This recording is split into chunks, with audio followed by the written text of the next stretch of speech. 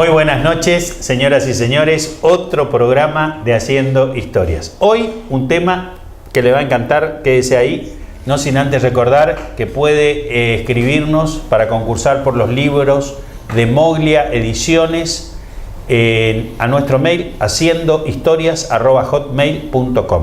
Un agradecimiento especial también al diario El Litoral y al diario Norte, que publican los avisos de nuestro programa. Y recordarles que no solo tienen para vernos a través de Gigaret en la sintonía 6 y 400 y 401 HD, sino que pueden vernos a través del canal YouTube de Internet, Consultora Publicitaria. Ahí están todos los programas que producimos.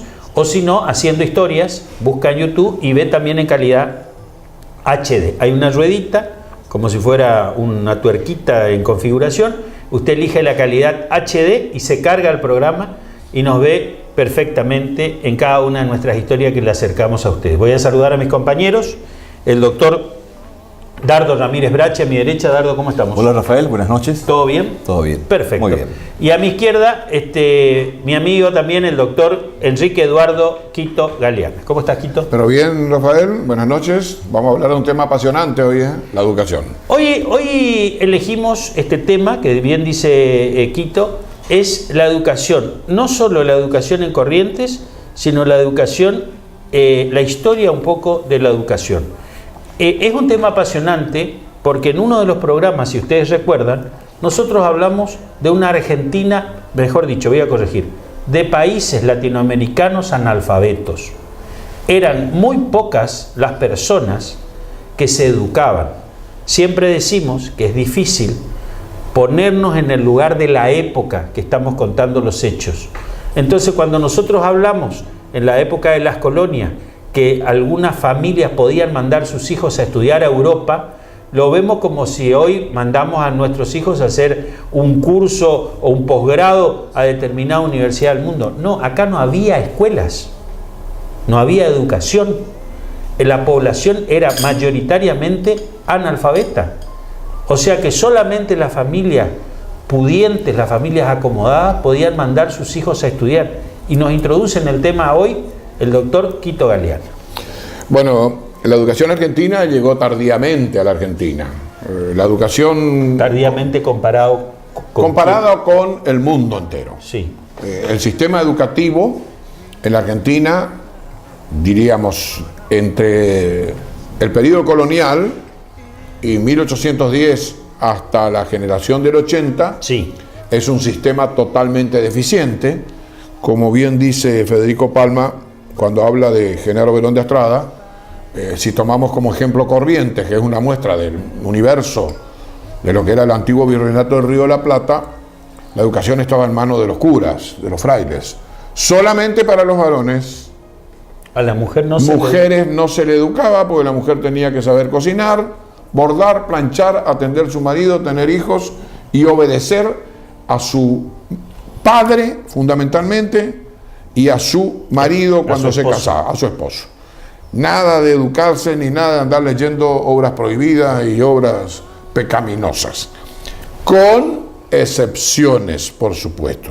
Vamos a aclarar que hubieron mujeres que desde la época de la colonia lucharon por tener una educación. Margarita Thompson,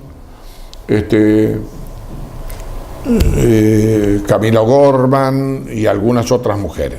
Las demás son educaciones deficientes o autodidactas fundamentales, como... Que cada una buscaba educarse. Exacto. El caso de Sarmiento, algunas iniciativas educativas como el Colegio Nacional de Buenos Aires, algunas iniciativas como la creación de una universidad, pero siempre con conocimientos acotados, conocimientos simplemente dogmáticos. La Universidad de Córdoba, la Universidad de Charcas. Es decir, eran conocimientos cerrados, conocimientos limitados, que venían en una cápsula que prohibía todo conocimiento extraño a lo que se enseñaba. Eso era así, Quito. Y solo y únicamente, como decís bien vos, para los clanes y élites gobernantes. El pueblo en general, el pueblo llano, o el pueblo vulgar, el pueblo, ni hablemos de los mestizos, indios, negros, nada. Eso, el pobre Era la transmisión oral de los... Era la transmisión oral de la enseñanza de alguna práctica, de alguna artesanía, o de aprender el comercio trabajando en el comercio, como lo hizo Sarmiento, o minero trabajando en la mina. Esto hacía que la educación fuera deficiente. Así llegamos... Eso te quiero preguntar. Sí. ¿Eso se hereda con la colonización? Con la colonización. ¿En España Sí, sí. era así también? ¿La mujer no tenía derecho a la No educación? tenía derecho. La mujer tenía prohibitivo el estudio. Generalmente eran analfabetas las mujeres. Por eso el gran problema de la inmigración era que las mujeres que venían a nuestra patria, salvo algunas etnias especiales, las mujeres no sabían leer y escribir. Apenas firmaban con una marca. Por eso, entre la apuesta alberdiana, como dije en un programa anterior, y la apuesta sarmientina, la apuesta sarmientina fue la que va a triunfar en la realidad. Porque Alberdi decía que había que traer gente culta para que transmita la cultura a la población argentina. En el primer censo nacional, allá por 1869, si mal no recuerdo es de Sarmiento, después Dardo me corregirá o no, el índice de analfabetismo llegaba como al 80-90%. Es decir, la gente era analfabeta. Tanto es así que en una carta que reproduce Goyo Gana, que es el que escribe sobre Sarmiento, reproduce una carta de Rosas. Y decía, ¿para qué le vamos a enseñar a leer y escribir? ¿Para qué le vamos a educar a la gente de bajo fondo? Porque entonces no quieren trabajar y no le van a ayudar a los padres. Eso es gastar plata de balde, el Estado no tiene por qué invertir en eso. Escuelas, nada. Por eso el gobierno de Rosas se caracteriza por no tener nada de escuelas. En cambio, el gobierno de Corrientes trataba de esforzarse en crear alguna escuela o crear algún medio educativo, como por ejemplo... Antes de Sarmiento. Antes de Sarmiento, en la década del 40, la Universidad San Juan Bautista, la universidad que crea bajo el gobierno de Ferré, que algunos dicen que no tuvo ningún efecto y otros transcriben que la Universidad San Juan Bautista tuvo algunos estudiantes y tuvo algunos exámenes públicos, que por supuesto era toda una novedad que estén rindiendo en la Plaza de Mayo frente al convento mercedario, están rindiendo los alumnos. ¿Y quién eran los profesores, Quito? Y los profesores eran, la mayoría de los casos eran improvisados, eran creados, digamos así. Muy pocos. Idóneos, prácticos. Idóneos, prácticos. Muy pocos podían acceder a la enseñanza universitaria en Buenos Aires. Muy pocos podían ir a Córdoba. Es decir, estamos hablando de un 1% de la población podía acceder a un centro educativo de cierta calidad. No eran de la calidad y excelencia de la enseñanza de la ciencia. Las ciencias estaban prohibidas. Era latín, religión, derecho, es decir, todo construido por un poder para la obediencia. Ese retraso educativo hace que nosotros no tengamos producción, por ejemplo, de trigo, producción de cereales para autoabastecernos, teníamos que comprar la harina, comprábamos generalmente a los norteamericanos, teníamos que comprar productos que podíamos hacer acá, no podíamos porque, bueno, todo ese retraso educativo hizo que el país despegara tardíamente, hasta que vamos a entrar en esa generación brillante que empieza con Mitre, con el Colegio Nacional, que ya Urquiza había inaugurado un centro de calidad y excelencia en el Colegio de Concepción del Uruguay, creado por la masonería. El Colegio de Concepción del Uruguay es el que va a dar grandes hombres de la República, entre ellos ahí estudió Julio Argentino Roca, Olegario Víctor Andrade, Onésimo Leguizamón, que son los hombres que van a hacer el proyecto de país sobre la base de la escuela pública. Y eso llega lenta y parsimoniosamente con la obligación de educar al soberano. Y llegamos de la mano de estos constructores del Estado que se fortalecen después de la Guerra del Paraguay, porque la Guerra del Paraguay, horrenda y despreciable como toda guerra, logró que los argentinos pensáramos en la Argentina. Sin embargo, los grandes levantamientos internos, los grandes desencuentros políticos entre los mitristas y los federalistas o autonomistas hacen que el país todavía no se componga, no se vertebre y los argentinos sigamos con desencuentros. Aquí que cuando la generación del 80 llega, se encuentran con que tiene el Colegio de Buenos Aires, con que tiene la Universidad de Córdoba, con que tiene la Universidad de Buenos Aires, con que tiene el Colegio de Concepción del Uruguay, pero no tiene más nada. No había casi escuelas, no había ninguna escuela privada. Escuela pública no había. No, escuelas privadas había, especialmente la colectividad inglesa, la colectividad irlandesa, los italianos que educaban más o menos a sus hijos, los españoles, pero no había la expansión de la educación. Va a empezar con Sarmiento. Sarmiento es el gran inventor de la escuela normal. Sarmiento, al traer las maestras y maestros norteamericanos, que son 65, 62 maestras y 3 maestros. La creación de la Escuela Normal de Paraná, que fue uno de los más grandes logros que tuvo la República Argentina y al cual debe levantarse un monumento. Esos maestros van a generar una secuencia de otros maestros. Dardo Ramírez Bracci proviene de una de las escuelas sarmientinas, Esquina. Yo provengo de una escuela sarmientina, la Escuela Normal José Manuel Estrada, regional. Esas maestras y maestros que vienen Sí. de los Estados Unidos, ¿hablaban español, Quito? En la generalidad de los casos hablaban español, porque los habían preparado Thomas Mann y la esposa de Thomas Mann, que era muy amiga de Sarmiento, se encargaron de seleccionar personas que hablaran castellano para poder entenderse. Claro, para poder transmitir Sí, también. la maestra que viene a Corrientes, Jenny Howard, es una maestra que es la única que deja una semblanza descriptiva de los lugares que recorrió. Ella describe cómo llegó a Corrientes, que se asustó cuando llegó al puerto de Corrientes, que tuvo que bajar en una carreta, y cosas que, por supuesto, en Estados Unidos no estaba acostumbrada, y que la hospedaron en un lugar limpio, pero que había cucarachas, y que cerraban la puerta, las montoneras, las galopadas por la calle. Hace una descripción maravillosa de un Corrientes. de un Corrientes que todavía no se recuperaba de la guerra del Paraguay, de un Corrientes colonial completamente, con galerías, con los torrentes de agua que arrastraban el barro por las calles, los animales muertos, los olores nauseabundos. O sea, estamos describiendo una ciudad que le costó también crecer, y fue una provincia que tenemos algo de orgullo y que podemos decir, como era una provincia más bien liberal de pensamiento y bastante masónica, más masónica que liberal de pensamiento, por la influencia de la guerra de la Triple Alianza, las tropas brasileras instaladas eran masones, los uruguayos eran masones, los argentinos que vinieron entre Mitre y todos su oficialidad eran masones.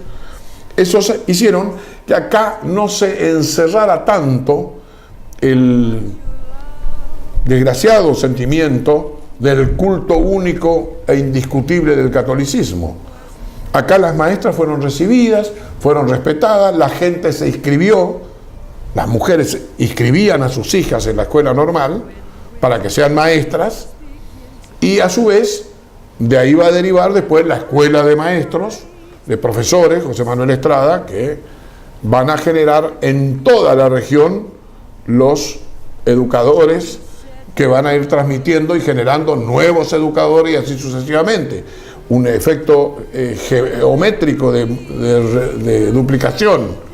Esto hace que esas grandes maestras que vinieron, una de las directoras fue de la escuela de Esquina. Sí.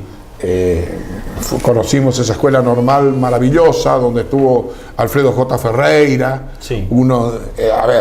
Alfredo J. Ferreira tiene que ser uno de los más grandes educadores del país, Sí. que muy poca gente sabe.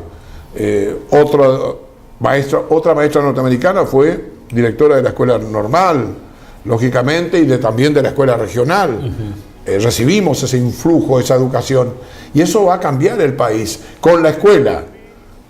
La ley 1420 introduce la educación gratuita, obligatoria, laica, gradual y laica. O sea, todos a la escuela. Y el que no mandaba a su hijo a la escuela, con la policía. ¿Ah, sí? Sí, señor. Iba la policía. ¿Usted por qué no manda a sus hijos? Igual que ahora. Sí, igual que ahora. Bueno, ¿y qué pasa? Introducen un elemento de igualación que no tiene precedentes. El que iba con traje de seda, el que iba con su calcha ahí remendada, o sea, calcha pobre, se ponía el guardapolvo blanco. Y se unificó. El guardapolvo blanco. En ese mismo periodo se van a crear las escuelas industriales, los jardines de infantes, se va a introducir la educación física. Oh, prohibido la educación física, ¿cómo las nenas van a hacer educación física? Pero sí, señora, tienen que caminar, tienen que correr, tienen que elongar, tienen que... Se van a crear las escuelas nocturnas. Todo eso hace un gran esfuerzo y le toca, y acá viene algo que puede ser discutido en Corrientes, al gobernador Juan Ramón Vidal, el gobernador que más escuelas creó en la historia de Corrientes, en ese periodo de la década del 80. Hasta ahora no fue superado por nadie. Nadie creó 1880. 1884, por allí más o menos, 83, no recuerdo bien. Pero los periodos históricos no voy a dar fecha porque si no después me critican. Está bien. La fecha tengo que tenerla anotada. Está bien. Bueno, en ese periodo se crean escuelas, se crean colonias y vamos a hablar de un tema dentro de poco. La mansión de invierno. Sí, señor. La mansión de invierno, ¿sabe por qué se creó? Para que haya una escuela en ese lugar. Y después lo hablamos. Por supuesto. Pasamos a Dardo, después de la introducción de Quito. El tema de la educación siempre es profundo y preocupante porque la educación es el basamento para la construcción de los hombres, del Estado y del bienestar de la población. Desde épocas muy tempranas, desde el proceso también de conquista y de ocupación de estos territorios por parte de España, no ha sido la educación una materia de olvido para las autoridades indianas.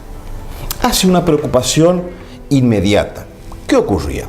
Tanto en España como en Europa y por supuesto en América, los índices de analfabetismo eran altísimos. En España, en Europa no significa que la población era culta. Era culta una élite, unos grupos que estaban vinculados al poder y tenían acceso a las escuelas religiosas, a las escuelas privadas o tener a los maestros particulares que enseñaban a escribir, a leer y a la comprensión de las ciencias. Lo mismo va a ocurrir, y para llegar, por supuesto, al conocimiento académico, al conocimiento científico, era el estricto camino al llegar a una universidad, que eran también escasas. Con el descubrimiento de América al poco tiempo, España se va a preocupar porque era necesario, como hablábamos en programas anteriores, que para justificar los títulos que España pretendía sobre estas tierras era fundamentalmente el asentamiento, la posesión y la fundación de ciudades. Y para que la gente, los pobladores, avancen, evolucionen, indefectiblemente había que garantizar los espacios de un mejor progreso. Y ahí va a meter cuña una institución que ya hemos hablado en otra oportunidad también, que es el Cabildo. El Cabildo tempranamente va a tener por preocupación al maestro de las primeras letras. Y esto lo vamos a ver a lo largo de todo Hispanoamérica. Maestro de las primeras letras. Así es. ¿A qué edad iba un chico ahí, por ejemplo? No había una edad de institucionalización. Cuando el chico podía o tenía la posibilidad, la primera enseñanza era hogareña. Era su madre quien enseñaba las primeras letras, o bien la iglesia, o el catecismo. Pero era muy difícil, muy complejo, que por las gran cantidad de prioridades que tenía el Estado en aquel momento, el Cabildo, por ejemplo, las exigencias, que muchas veces eran trágicas, de ocupaciones o de invasiones de indios, de hambruna, de falta de cosecha, de pobreza. En medio de esa tragedia era muy difícil también implementar la educación. Pero era una manda del cabildo siempre preocuparse de ese nicho que era la ocupación, la educación. Se designaba un maestro que era encargado de llevar adelante, generalmente por mandato del cabildo, a la enseñanza de las primeras letras. Y Corrientes no fue ajena a aquella decisión capitular. Corrientes se funda, como todos sabemos, el 3 de abril de 1588. Al poco tiempo, relativamente poco tiempo, en 1603 hay un acta capitular que formalmente designa al primer maestro de Corrientes, Ambrosio de Acosta. Sí, y por remuneración del propio cabildo se va a encargar de la primera escuela pública de Corrientes, que funcionaba por decisión, y esto lo establece el acta capitular, en las intercepciones de la calle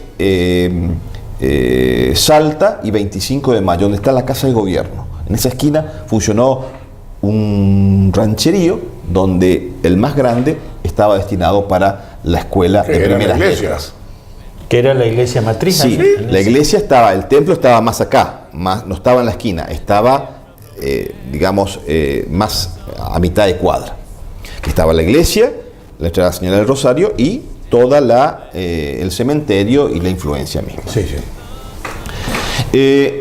Y fue una decisión propia del cabildo y una persecución. Desde luego, desde principios del siglo XVII hasta la emancipación, hasta principios del siglo XIX, la suerte de la educación era relativa, dependía, a veces tenía recursos del Estado para poder designar un maestro, a veces no lo tenía, pero queda como paradigma este primer maestro designado como tal, a Ambrosio de Acosta, que vino con Torre de Vera y Aragón. Fueron los primeros vecinos que se repartieron tierra, fue vecino en la ciudad y por su condición de tal se lo designa como maestro de primeras letras. Pero Corrientes, en todo ese proceso de la época virreinal y aún más después de la Revolución de Mayo, tenía prioridades, o la jurisdicción y las autoridades correntinas tuvieron prioridades que estaban en el primer orden, que era el abastecimiento, la necesidad de la alimentación de la población, las luchas, los alistamientos de los ejércitos. No olvidemos que era muy complejo. En el siglo XIX era lo más importante, era formar el Estado, consolidar una ley, establecer el orden. Así que la educación comenzó a tener un orden totalmente secundario. No era había prioridades dentro del Estado que eran más importantes: tener una constitución nacional, fortalecerla, construirla, establecer el orden. Las guerras internas, desde luego, lo que postergaba todo ámbito formalizado de la educación. Pero después de que, en cierta manera, el primer eslabón para llevar adelante una paz general y un orden constitucional con la Constitución de 1853, se apaciguó toda este conflicto interno y desconfianzas entre las provincias, lo que comenzó a generarse un clima propicio para un crecimiento en la educación. ¿Y quién va a gestar ese proceso en Corrientes, que va a ser también provincia señera y digamos una de las iniciadoras de este cambio de que el Estado se aboque a la educación de sus habitantes? Va a ser durante el gobierno de Juan Gregorio Pujol. Sí, sí. Pujol va a dar un sistema normatizado vinculado a la educación. Primero, la Constitución de 1856, aquella magnífica Constitución donde establecerá como manda que la educación primaria es obligatoria. Antes que el Estado Nacional lo establezca, Corrientes estableció que la educación primaria es obligatoria. Y a raíz de eso, la legislatura, por iniciativa del propio Juan Pujol, va a establecer una ley de educación. Una ley de educación primaria que va a fomentar por parte del Estado la creación de escuelas. ¿Y las escuelas cómo se establecerá? Las escuelas van a estar en los departamentos. va a estar a cargo de cada uno de los departamentos. Y en cada departamento cabecera, y en otras ciudades que no son cabecera de departamentos, decía la ley de instrucción primaria, van a haber 2 escuelas. Las escuelas de varones y la escuela de niñas. Y va a estar fundada, va a estar fundamentada, va a estar motivada por el propio juez de paz del lugar para designar un maestro de escuela. Y esto que estamos viendo, la ley de Pujol, fue en 1856-57 se fortalece. Y a los pocos años, y esto porque tenemos ya referencia precisa de algunas referencias numéricas, a los pocos años, durante el gobierno de Manuel Ignacio Lagraña en 1863, por una cuestión de política de Estado, mandó a hacer un relevamiento de aspectos de salud, de educación, de correos en toda la provincia. Y en 1863, en la provincia de Corrientes, había, de acuerdo a este registro que hemos estudiado oportunamente y lo hemos publicado en el encuentro de geohistoria en Resistencia, había 233 escuelas en Corrientes. 233 escuelas en 1863 durante el gobierno de Lagraña, en toda la provincia. En toda la provincia. De la invasión paraguaya, antes de la guerra. Antes de la invasión paraguaya. Y aún más, había funcionando una escuela secundaria de gran prestigio, que era el Colegio Argentino, que funcionaba en el convento de los dominicos, que actualmente hoy es el mismo edificio que tiene la municipalidad, por calle 25 de Mayo. Ese era el colegio. Esa era toda la cuadra de los dominicos, y ahí, incluso le cedieron un sector al Teatro Vera también. Exacto. Correcto. Y ahí funcionaba el primer colegio secundario, en la década de 1860 y próximo después de haber terminado el gobierno de Ferré, para que veamos cómo Corrientes tenía ese compromiso después de este gran alud que genera Pujol de progreso, de iniciativa, de fundación de espacios públicos, y la educación tiene un rol determinante. Nos vamos a ir al corte comercial apasionante. Siempre les digo a ustedes, queridos televidentes, que en estos programas aprendemos cosas sobre nuestra ciudad, nuestra provincia, que fueron importantísimas en el crecimiento y en la conformación del Estado argentino. Ya volvemos.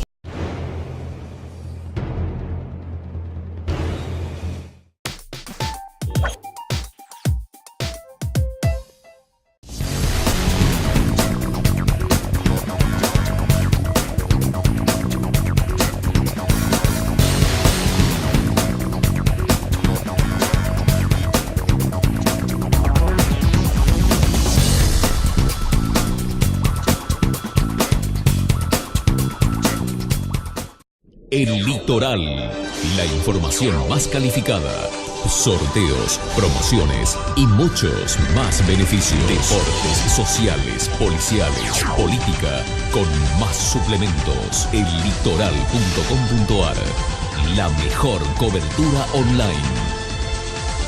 El Litoral, el diario de hoy. Si sos del norte, ahora tenés descuentos diarios. Llegó el programa de beneficios para lectores del diario Norte de Corrientes y de Chaco. Soy Norte Club, un programa de beneficios y descuentos que permite ahorrar todos los días del año en artículos para el hogar, supermercados, con el auto, indumentaria, belleza y salud, entretenimientos, gastronomía y turismo. Soy Norte Club, un mundo de beneficios y descuentos en nuestra red de comercios adheridos. 2 provincias, una sola tarjeta, el doble de beneficios. Pedí ya tu tarjeta al 0800-888-66783. Soy Norte Club, descuentos diarios.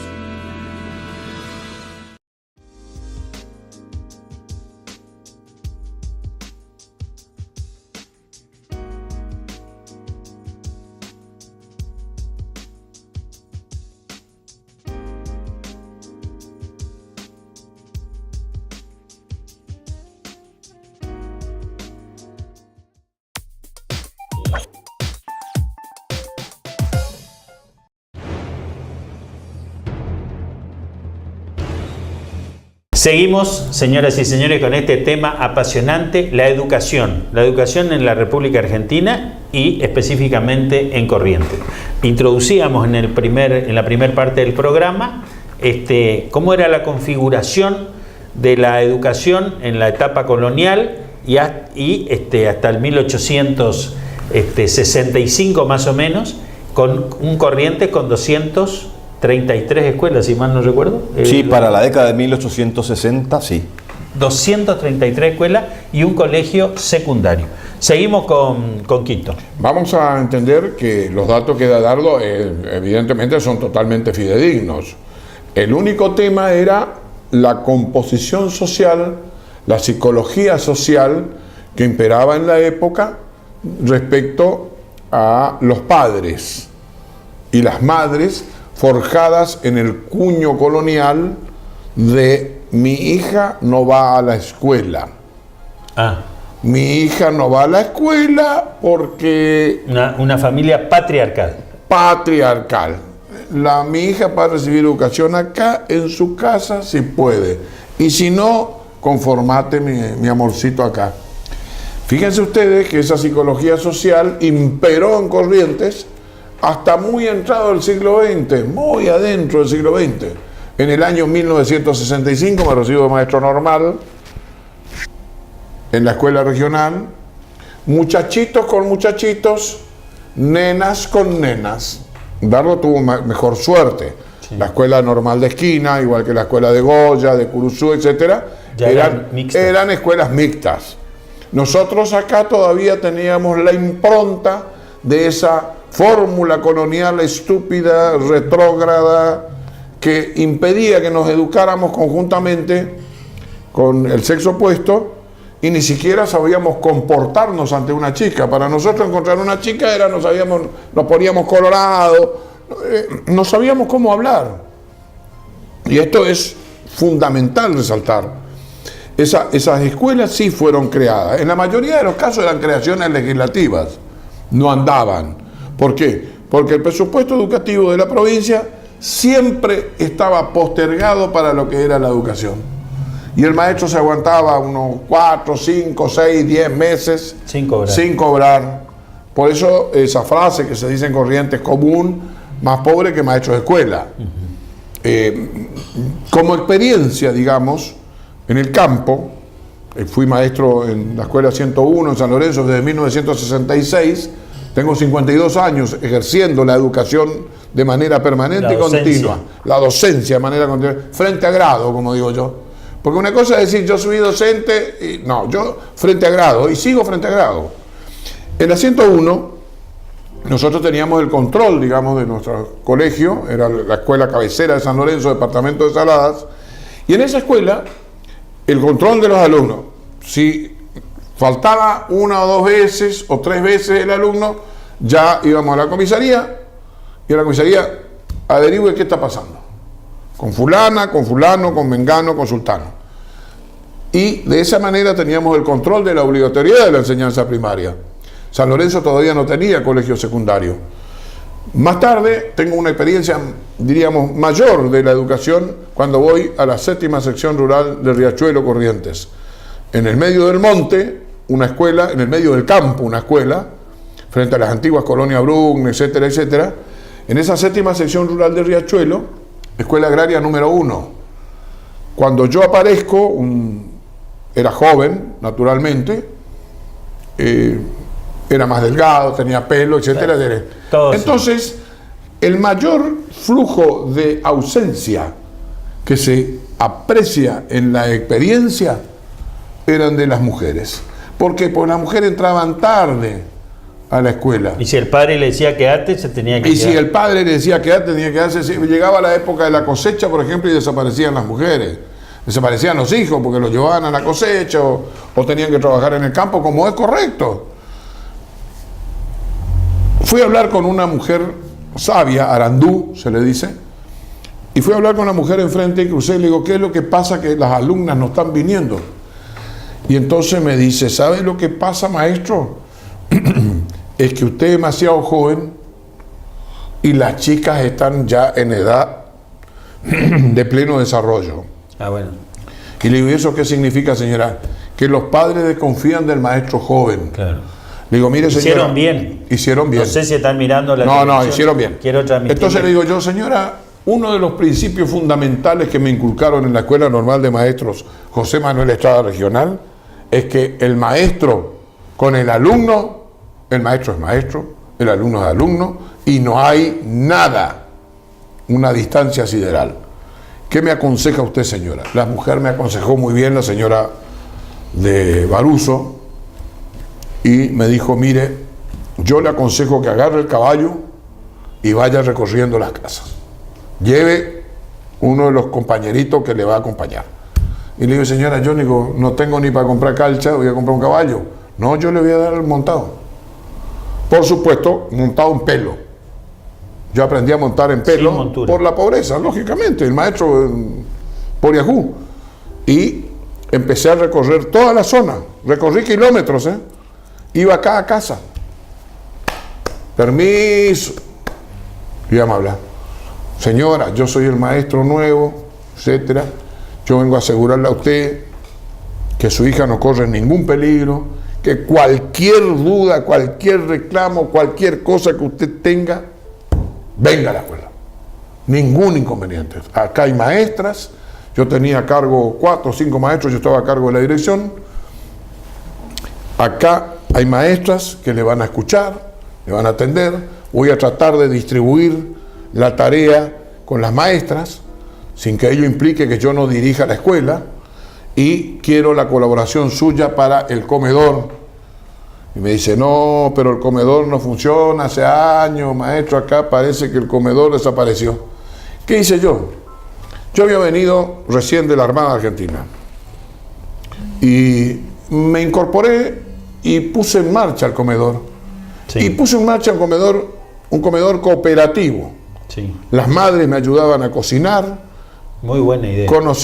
Traíamos la leña, la plata del comedor. Y me decía un miembro del consejo, un gran amigo mío, el miembro del consejo, me dice, vos sí que sos un caso de escopeta. Acá aparece la rendición de cuenta a un comedor, como esto no se ve. Como esto no se ve. Él era el contador del consejo. Mirá. Y bueno, y llegaba en el primero y segundo mes regularicé el comedor, y gracias al comedor iban los alumnos.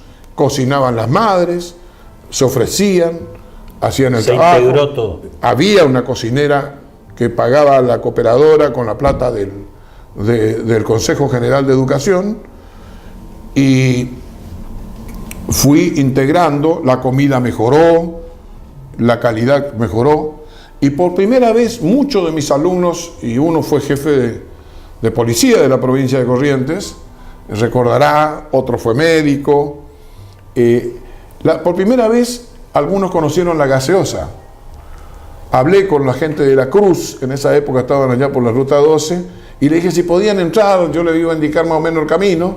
Era un camino feísimo, horrible, de barro, y la escuela era un rancho, techo de paja, la campana, el baño el pozo ciego, el pozo ciego, acusado, etcétera. Había una laguna que me sirvió muchísimo para la higiene. Muchos chicos se bañaban en la laguna porque yo le compraba el jabón, el blanco, el jabón desinfectante, el jabón que servía a todos, y iban primero los chicos y después las maestras acompañaban a la chica a un lugar más privado. Es decir, que de esa manera impuse ciertas reglas que aprendí en la Marina. O sea que eso sí aprendí en la Marina, una serie de principios, y que aprendí en la regional, porque nosotros en la regional teníamos puericultura, teníamos higiene, era fundamental el maestro. Y eso, por eso digo que la psicología social del correntino era evitar que la hija fuera a la escuela por el peligro que suponía la existencia del maestro varón. Esto hace que, en mi experiencia después, yo vea con una alegría total cuando las escuelas se vuelven mixtas, cuando las escuelas se vuelven más flexibles, más comprensivas, pero indudablemente si vos me decís si el televidente me dice, y la excelencia y la calidad de la enseñanza, y yo diría que hemos bajado muchísimo. Hemos bajado muchísimo porque la enseñanza que nosotros recibimos en la escuela normal era una enseñanza de primer nivel, de calidad y excelencia. Los maestros salíamos preparados para poner una inyección, para atender un parto, para tener los primeros auxilios, etcétera, etcétera. Esto hablo desde el punto de vista de maestro de escuela. Terminé mi carrera siendo maestro en la escuela San Francisco, Tercera Orden Franciscana, Moreno y Perú, con un fiscal federal, el doctor Vicente Espósito, ya fallecido, sí, que era también maestro en esa escuela. Éramos compañeros de escuela. Dardo Ramírez Brache, parte final de este apasionante programa. Una aclaración de los conceptos que emití anteriormente. Las cifras que en este registro que lleva adelante Manuel Ignacio Lagraña en 1863 para ver el estado de la provincia, una cifra de 233 escuelas, no es que eran 233 escuelas de edificios, de consolidación, de una institucionalización escolar, no. Y el mismo registro dice, era un rancho de paja, barro y tacuara de 2x4. Y eso se institucionalizaba y estaba a cargo, o construía, el juez de paz mandaba a construir con los pocos recursos que tenía, hacer la escuela. ¿Pero qué era la escuela? Era un anexo al lugar del juzgado, que no tenía más de 3 metros por 3, que era un rancho. ¿Y te agrego una cosa? Sí. ¿Funcionaban todos los grados juntos? Era una sola habitación, y había, además, con los recursos que había, era para pagar un maestro para niñas y un maestro para varones. Sí, señor.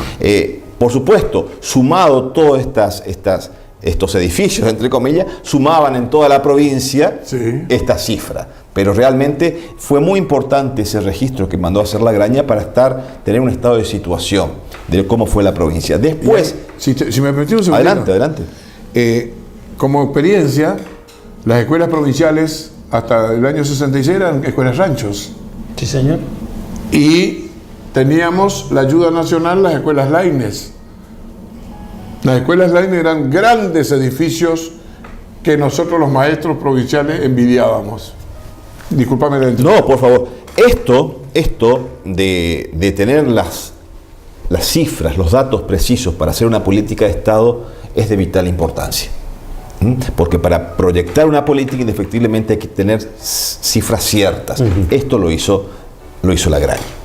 Pero en estas 233 escuelas había, dice el informe, había de tres orígenes.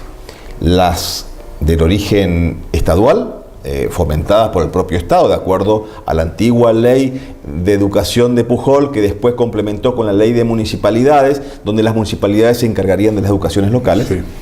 Teníamos estas escuelas, teníamos las escuelas religiosas, que también, entre comillas, se improvisaba en cada capilla el sacerdote del pueblo, el cura del pueblo, que generalmente era una persona instruida, formada, de lecturas, y tenían capacidad para transmitir. Tenían estas escuelas religiosas, que las escuelas religiosas que con la matriz religiosa, pero enseñaban a leer y escribir, que era un rol fundamental. Y por último teníamos las escuelas privadas. ¿En qué consistía la escuela privada? En una casa, una persona que tenía capacidad de enseñanza reunía a los hijos de los vecinos y reunía 6, 7, 8, 10 niños, y eso se consideraba ya una escuela. ¿Le cobraba algo? Eso dependía, dependía. No hay registros de eso, pero seguramente, o tal vez no en un sentido altruista, o tal vez sí en un sentido de peculio personal.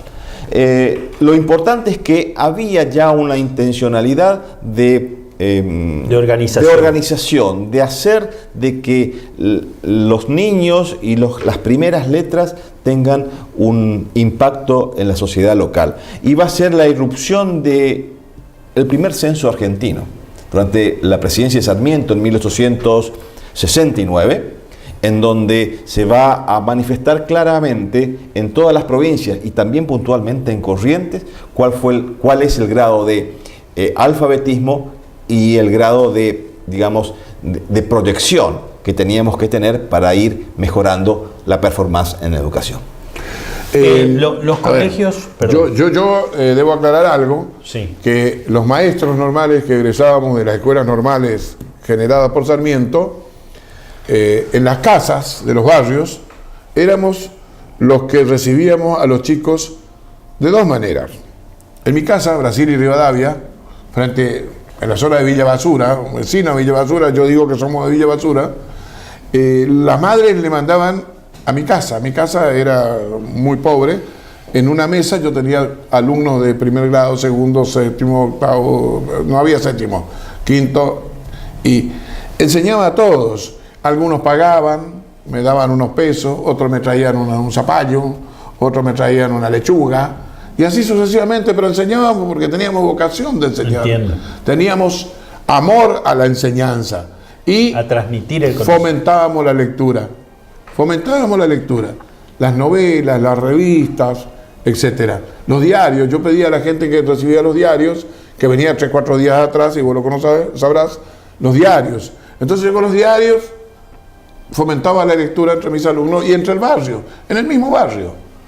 Esto es un agregado y discúlpame que te haya interrumpido. Una pregunta que le quiero hacer a los dos. Los colegios, así, los normales, como la regional, como la Escuela Centenario, el Colegio Nacional, ¿cuándo se construyen esos edificios que son el mismo Colegio Sarmiento, la Escuela Moreno, la Escuela Belgrano? Son edificios que hoy, por ejemplo, uno pasa y ve con cierto sinsabor que no están todos mantenidos excelentemente. ¿En qué época se hicieron esos colegios? Fines del siglo XIX y comienzo del siglo XX.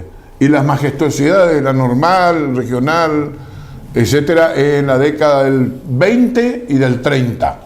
Ahí comienzan esas grandes construcciones.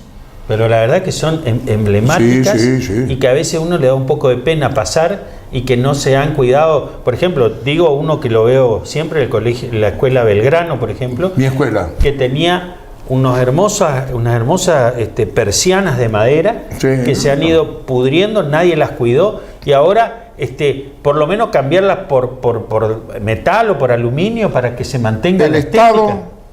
no se ocupa como debe de la educación. El último punto que tienen los gobernantes en la República Argentina es la educación. No les importa la educación, no les interesa. Yo quiero exigir calidad a los maestros, les tengo que dar un buen salario, le tengo que exigir, le tengo que controlar la eficiencia en su desempeño y la eficacia, que es el resultado de su desempeño. Pero para exigirle, el maestro no tiene que salir corriendo de una bicicleta para ir a otra escuela y ser maestro de taxis, o maestro que tiene que hacer 7 turnos para poder comer. Eso es hasta el día de hoy. Hasta el día de hoy. El maestro tiene que ser como en Finlandia, como en Suecia, como en Inglaterra, un hombre que pueda vivir de un trabajo. Yo lo tengo un maestro en una escuela que tiene que ser de calidad y excelencia. Para exigirle yo eso, el hombre tiene que estar bien alimentado, al menos medianamente alimentado. Un sueldo de hambre da una educación de hambre. Respondiendo a tu pregunta, Para que no- cerrar, para para cerrar cerrar. y que la respuesta no queda en el aire. Estos edificios escolares de fin del siglo XIX y principios del siglo XX, que son majestuosos, es donde el Estado invirtió por la educación, era un momento donde la Argentina pensaba en grande, donde la Argentina pensaba en la construcción de un país en serio, que después se debilitó. Bueno, un programa apasionante, mucha tela para cortar. Usted que está del otro lado en su casa mirando el programa, seguramente recordará la escuela por donde fue, que seguramente es una de las que mencionamos, y si no, debe tener su parangón en la localidad que usted esté mirando este programa. Una lástima y a la vez una llamada de atención a toda la comunidad, no a los políticos. Siempre nos gastamos en decir a los políticos, no, a toda la comunidad. Los políticos están ocupando una función pública y nosotros como ciudadanos tenemos que exigirle, lo mismo que decía Quito, que se le debe exigir a los maestros la eficiencia y la eficacia, nosotros también tenemos que hacer con los políticos, porque los políticos ganan muy bien tienen sueldo que les permite vivir con tranquilidad.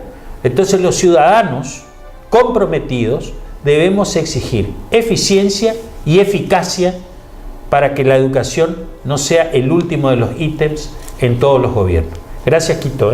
Gracias. Bueno, a mi maestra de primer grado, la señorita Fernández, Sí. y a mi maestra de cuarto grado, la señora de Canevaro, cuya hija tiene una librería muy conocida en Corrientes y que siempre ha sido un amor.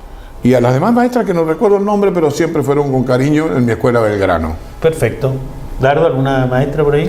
Simplemente apelo a la imaginación y al recuerdo de todas las personas que nos están viendo. ¿Quién olvidará sus maestras de la primaria? Nadie. Tal vez por ahí algunos nombres se nos irán, pero la imagen de la presencia de quien nos enseñó a leer y escribir es algo imborrable. Por eso la figura del maestro es Y insustituible. para doña Carlina, la mamá de Dardo. Mi mamá, que es maestra. Bueno, y le mando un saludo a mi maestra de primer grado, si no me va a matar, a Nilda, acá en el Colegio Salesiano, que me enseñó. Un beso grande, que seguramente está mirando el programa.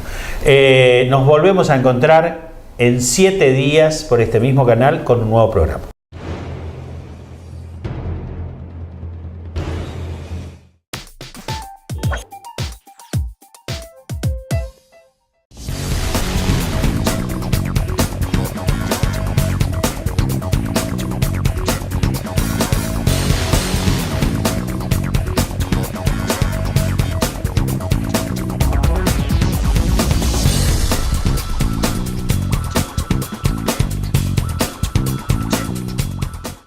El Litoral, la información más calificada, sorteos, promociones y muchos más beneficios. Deportes, sociales, policiales, política, con más suplementos. Ellitoral.com.ar, la mejor cobertura online.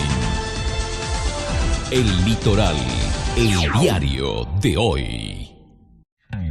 Si sos del norte, ahora tenés descuentos diarios. Llegó el programa de beneficios para lectores del diario Norte de Corrientes y de Chaco. Soy Norte Club, un programa de beneficios y descuentos que permite ahorrar todos los días del año en artículos para el hogar, supermercados, con el auto, indumentaria, belleza y salud, entretenimientos, gastronomía y turismo.